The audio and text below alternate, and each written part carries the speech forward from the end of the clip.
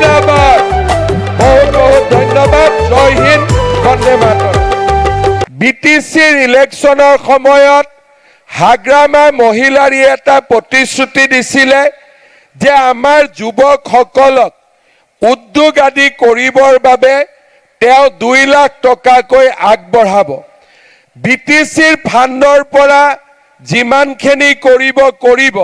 মই আজিৰ সভাত এটা কথা ক'ব খুজিছো যে বিটিআৰত উদ্যোগ কৰিবলৈ আগবাঢ়ি অহা, ব্যৱসায় কৰিবলৈ আগবাঢ়ি অহা 15,000 ল'ৰা ছোৱালীক মই 2 লাখ টকা কৰি সহায় কৰিম।